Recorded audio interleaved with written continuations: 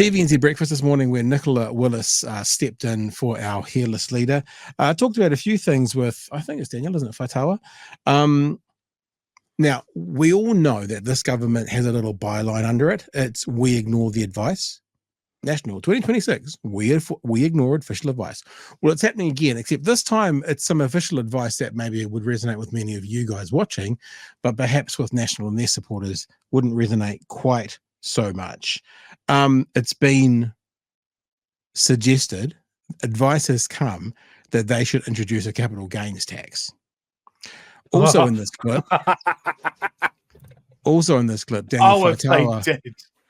Daniel Faitawa asked about selling state assets, and there's a little way that they address this, Chewy, a little scary way they address this. See if you can pick up on it, because it's not a yes, but it's not a no. It's kind of an in between, and it's a bit terrifying. Let's have a look from this morning's breakfast. Can we move on to capital gains tax? Because we are speaking of tax. The outgoing Treasury Secretary has recommended a capital gains tax. Are you going to take her up on her advice? Well, no, because the commitment we've made to New Zealanders is, first, we're going to make sure we've got our own house. She always says commitment to New Zealanders. She does mean our commitment to landlords and higher income New Zealanders. That's what she means, eh? Because she just says New Zealanders. I'm sure she's not doing it on purpose, but it seems a bit misleading that she doesn't mention that small slice of New Zealand that the commitment is actually made for, landlords and high net individuals. Do you reckon she's just kind of forgotten to say it this time around? Maybe she just, No, look, I think New Zealand renters have craved a policy such as capital gains tax being declined. They crave it. Yeah, all right. I was just thinking, I'm sure she does mean our commitment to landlords and high net worth individuals, but she's just kind of used New Zealanders as a cover-all for only those people. No, I guess it's fine. It's just easier. It flows off the tongue. And that we're spending your money as efficiently as possible before giving it to landlords and high net worth individuals. We tax you more. And our view is that in the past few years, spending has increased dramatically, but hasn't always delivered good results for New Zealanders. So we've been doing work to trim the sails, get things back in order so we can get the books back in balance. And we think there is always that interesting conversation, isn't it? Oh, Labor, they spent so much money and what terrible results. So we're going to spend far less, have less people, and it will be better. Never quite understood how that works. The All Blacks, look how poorly they played in the weekend with 15 people. What we're going to do is we're going to cut all their salaries and only put 10 on the field, and then they'll be much, much better. Chewy's gone walkabout, so we'll just keep going. That's a more responsible thing to do than just stripping more money from New Zealanders' bank accounts. Speaking of trimming, Treasury recommends a slimming down of superannuation.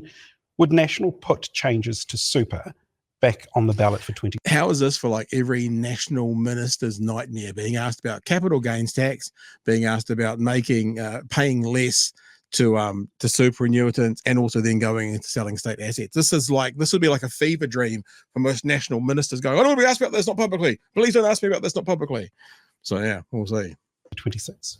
Well, obviously we've got a coalition commitment with New Zealand First not to lower the age of superannuation, and as a party we haven't determined our policies for the next campaign. We did campaign on lifting the age of eligibility so that from 2044 it would rise to 67, the age of eligibility.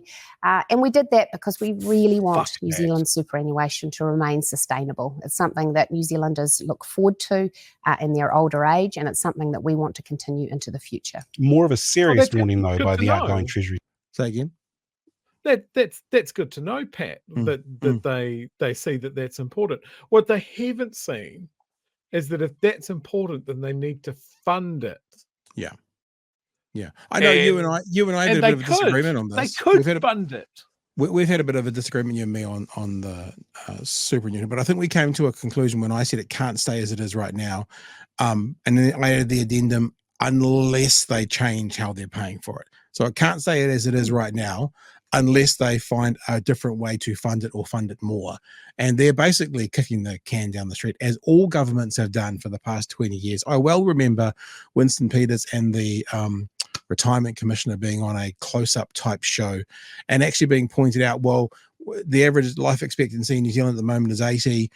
In 25 years, we're going to put the average age, the pension age up by 2 years. And by then, the average life expectancy will be up by 2 years. It kind of all made logical sense to do it. So they had to make changes to who received it to pay for it. Now, there's only two options: changes to who and how it's received, or more funding. And they're the only two possibilities, but every government seems to go, not touching, and my head's in the sand. They seem to be quite happy to roll out incremental increase in the age that you receive it. When this problem was first acknowledged, why didn't anyone stick their hand up and go, this is a problem that we can see, like a train at the end of the tunnel? Why don't we get the fuck ahead of it and start increasing that funding, that investment? That was the idea behind the Cullen Fund. Yeah. Was to get more money coming into the superannuation. When they talk about putting the age up, if you're in a hard job, in a menial job that is going to do a toll on your body, guess what? All of that money that you're paying into the super fund, you ain't going to see. Yeah. If you're Māori, guess what? Your life expectancy means that you may not get to access it. This is my concern. Whenever any government starts mentioning putting the age up, they are solving the problem wrong. Yeah. All right, we'll keep going. Secretary was that she says revenues are not covering expenses currently. Are you committed to cutting down on the debt in your budget? Now, Chewy, if revenues in this government aren't covering their expenditures, there's two ways you can solve this. One is you can cut until you match your revenue. Or two is you can get more revenue. You know, like that $17 billion in tax cuts and going back to landlords. They could just put that back into the revenue, and then guess what? This question would be null and void because the problem would be solved. So they've chosen, remember, we've got to remember this. Every time we hear about, Te Whatu Ora's budget or revenue not being enough for, anytime we hear about that, that's all a conscious decision by this government, with the problem being laid at the feet of tax cuts and landlord reimbursements. Because that $17 billion, if it was still within our, let's call it a storehouse, our coffers, nothing would be underfunded if they chose to fund it.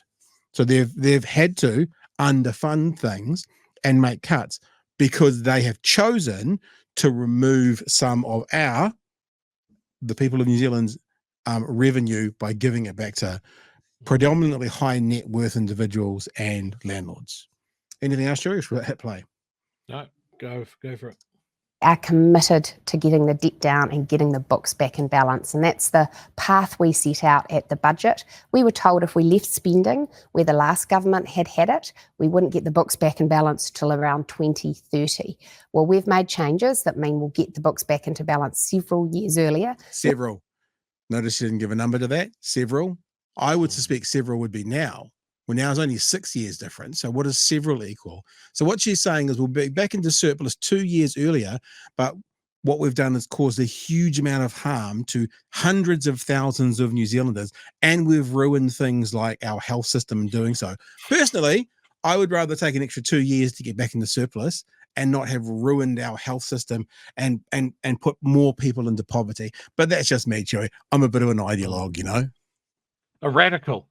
Yeah, I'm a radical. And that's important because otherwise we're leaving more and more debt to my kids and our grandkids. And what are those changes?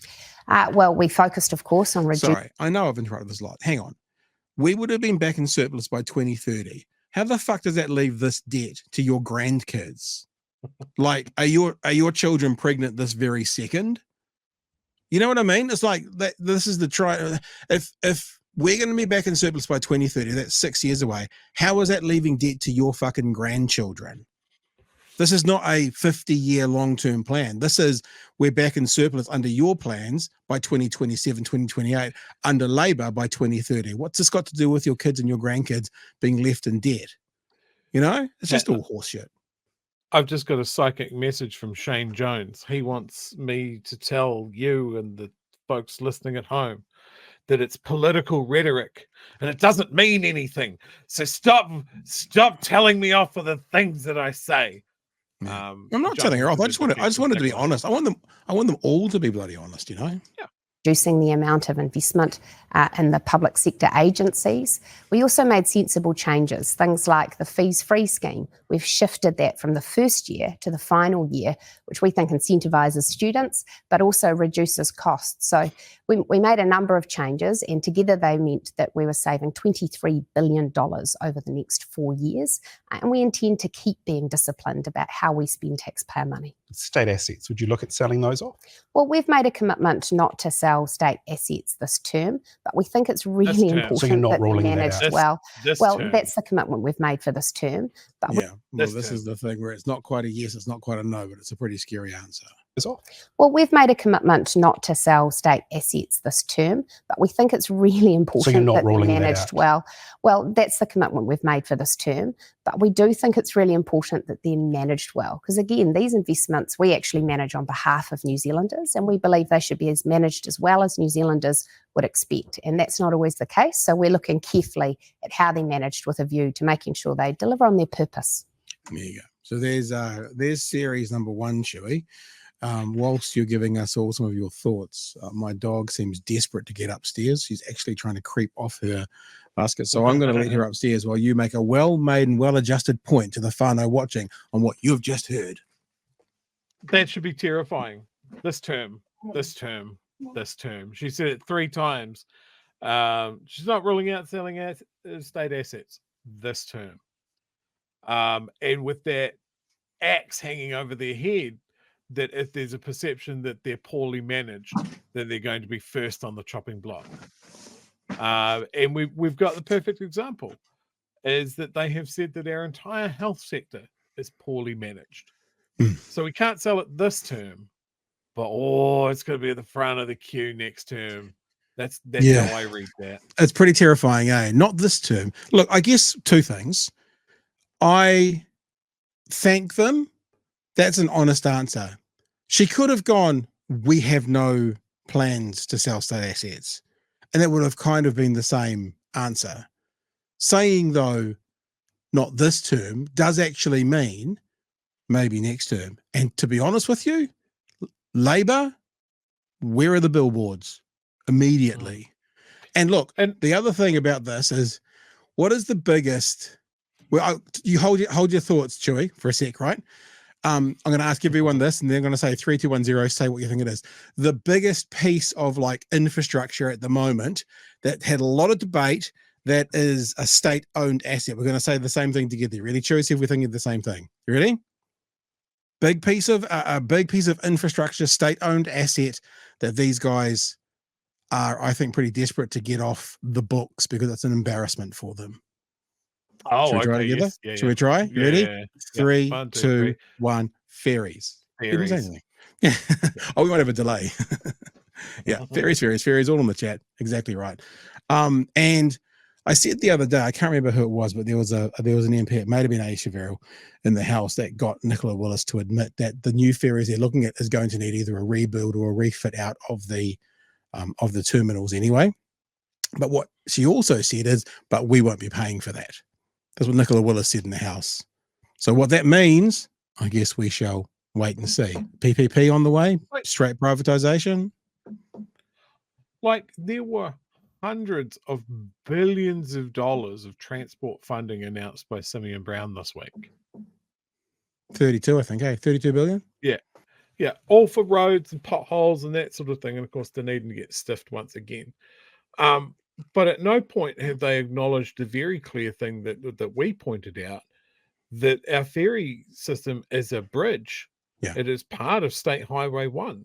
And it gets none of that lolly scramble of funding that is going out for traditional roads. Yep. And again, that was a chance for them to swoop in and go, look, we acknowledge this needs money, we've got money. No, it's roads of regional significance or roads of national significance, and fuck you cycleways and all of that sort of stuff, which I love, because Simeon was asked about cycleways and he says, look, there's a lot of things that were nice to have.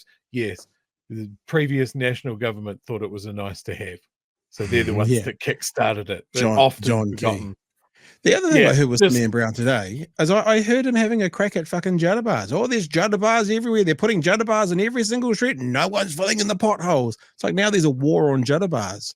Okay, all right. So this is a classic thing as well, right?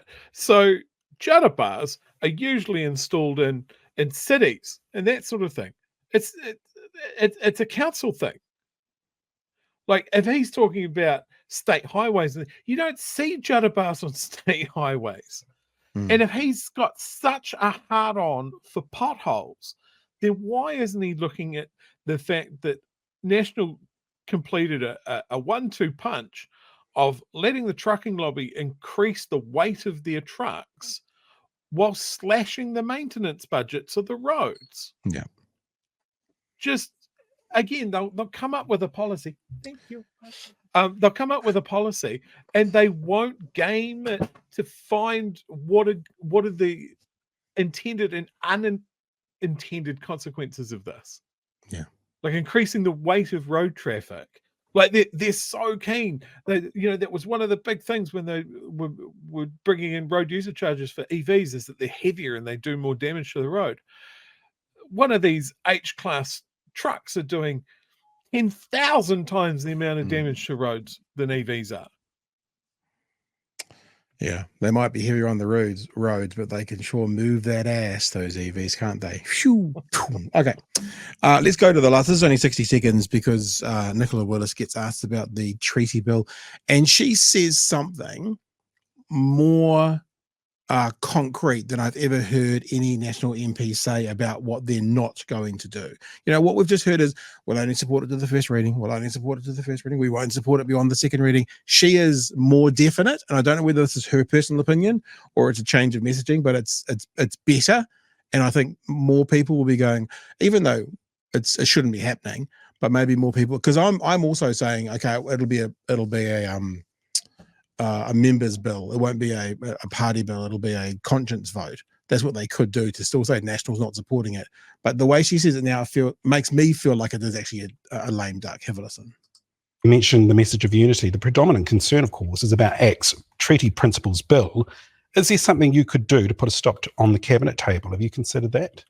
Well, we have a coalition commitment to ACT that we will allow that bill to go to a select committee. We take our commitments seriously. That's our word that we've given. Equally, the National Party has been crystal clear that we do not want to see that become law.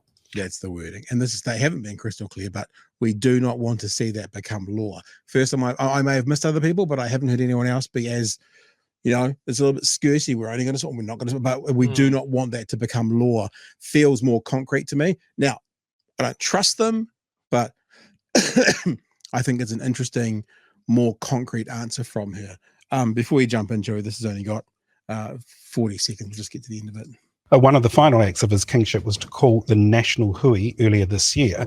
That call was in response to concerns about your government's policies. Are you considering doing anything different as a result? Well, we're always striving to have positive engagement with iwi, with Māori. We think that's really important for the country. Just a couple of weeks ago, someone should tell Luxon, Peters and Seymour about that if you're really looking for it.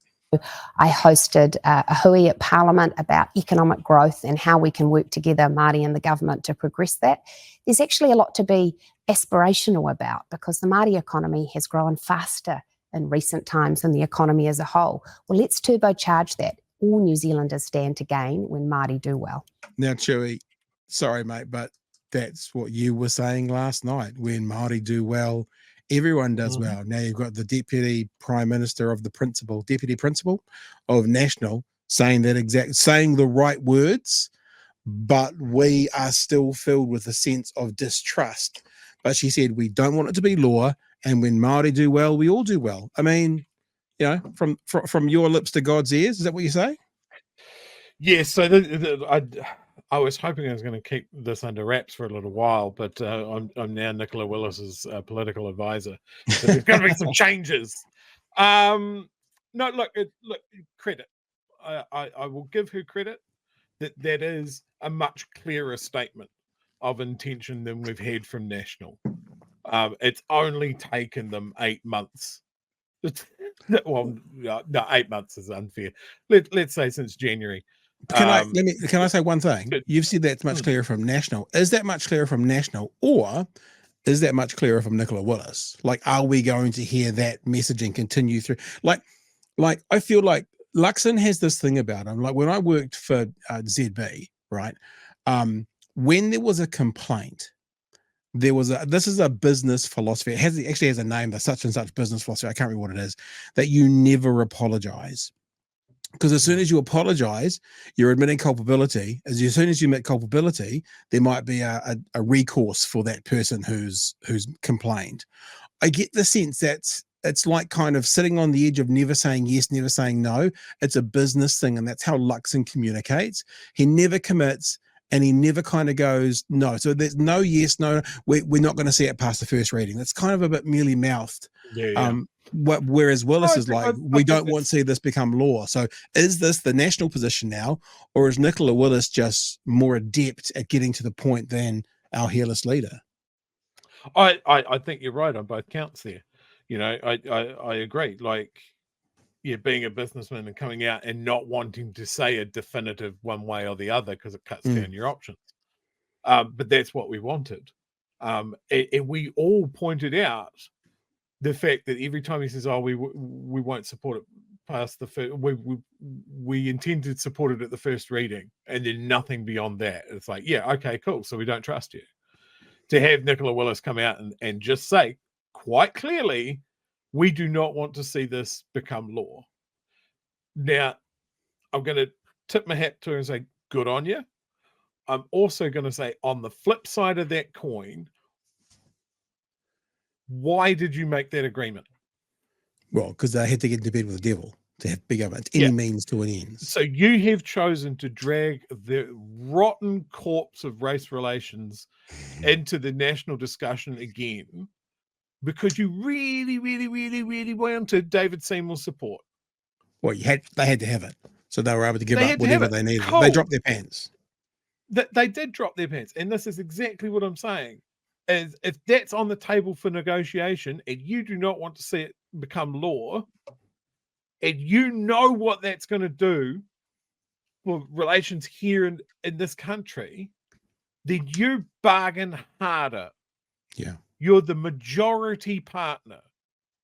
Why is it we've been commenting all the way through that the Act and New Zealand First are dog walking national from crisis to crisis? Yeah. Because they could not back themselves at the negotiating table.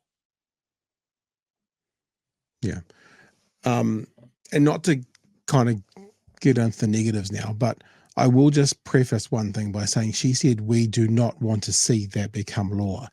That doesn't mean it will not become law. Like if she had have said that will not become law because it needs national to support and we won't, that would have been the definitive answer. To say we do not want to see that become law still does give a smidge of wiggle room. And I'm more comfortable with that answer, but that's not definitive. It's slightly more definitive. You know what I mean?